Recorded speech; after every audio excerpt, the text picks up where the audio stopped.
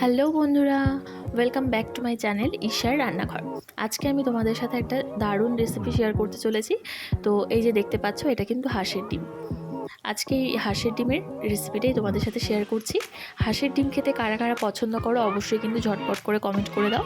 আর আমার ভিডিওটি ভালো লাগলে অবশ্যই লাইক, কমেন্ট, শেয়ার আর আমার চ্যানেলটাকে সাবস্ক্রাইব করে দিও। তো চলো রেসিপিটা শুরু করা যাক। প্রথমে দেখো, ডিমগুলোকে আমি গরম জলে দিয়ে দিলাম সেদ্ধ হওয়ার জন্য, আর ওপর থেকে অল্প একটু নুন দিয়ে দিচ্ছি যাতে ডিমটা ফেটে না যায়, খুব ভালো করে সেদ্ধ হয়। আর এই দিকটা দেখো, ছোট ছোট নতুন আলু নিয়েছি আমি। এই নতুন আলুগুলোকে এবার সেদ্ধ করে নিচ্ছি প্রেশার কুকারে, একটা সিটি দিয়ে নিয়েছি। আর এইদিকে দেখো, ডিমগুলোও আমার সেদ্ধ হয়ে গেছে।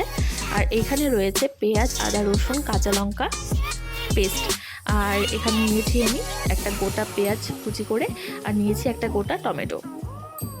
তারপর দেখো, কড়াই অল্প একটু সর্ষের তেল দিয়ে দিয়েছি। এবারে এর মধ্যে আমি ডিমগুলোকে ভেজে নেব। তার জন্য ডিমগুলোর মধ্যে দিয়ে দিলাম নুন আর হলুদ। নুন হলুদ দিয়ে ডিমটাকে একটু মেখে নিচ্ছি। এবারে ডিমগুলোকে আমি ভেজে নিচ্ছি গ্যাসের আঁচটাকে একদম হাই ফ্লেমে রেখেই।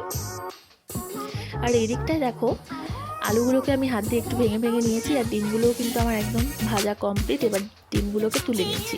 তারপর কড়াইয়ে দিয়ে দিচ্ছি আরও একটু সর্ষের তেল। তার মধ্যে আমি দিয়ে দিলাম গোটা গরম মশলা, একটা তেজপাতা আর গোটা জিরে ফোড়ন। তারপর দিয়ে দিচ্ছি কুচনো পেঁয়াজ আর টমেটো। এবারে এটাকে ভালো করে একটু ভেজে নিচ্ছি লালচে করে।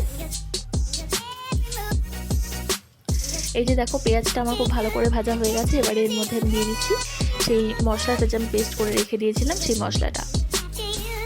মশলাটা দিয়ে এবারে এটাকে কিছুক্ষণ ভালো করে কষিয়ে নিচ্ছি। এদিকে দেখো, আমি কয়েকটা মটরশুঁটি ছুলে রেখে দিয়েছিলাম। মটরশুঁটিগুলো এবার আমি আলুর মধ্যে দিয়ে দিচ্ছি। তোমরা কিন্তু চাইলে মশলাতেও দিয়ে দিতে পারো, একই ব্যাপার।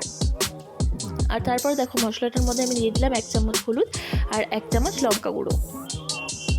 এবারে এটাকে বেশ ভালো করে কষিয়ে নেব। মশলাটা যত ভালো করে কষানো হবে ততই কিন্তু তরকারির টেস্ট ভালো হয়।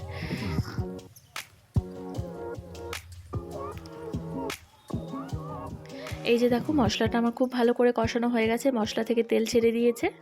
এবারে এর মধ্যে আমি সেদ্ধ করে রাখা আলুগুলোকে দিয়ে দিচ্ছি। আলুটা দিয়ে এবারে এর মধ্যে পরিমাণ মতো নুন দিয়ে আরও কিছুক্ষণ ভালো করে কষিয়ে নেব।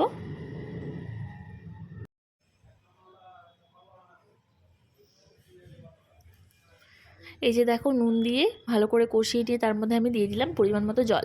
খুব বেশি জল দেওয়ার দরকার নেই, যেহেতু আলুটা সেদ্ধ হয়ে আছে, তো সেই পরিমাপ করেই তোমরা জলটা দেবে। দেখো, জলটা দিয়ে এবার আলুর সাথে ভালো করে মিশিয়ে নিচ্ছি। আর এবারে ঝোলটা একটু ফুটে এলে এর মধ্যে আমি ডিমগুলোকে দিয়ে দেব।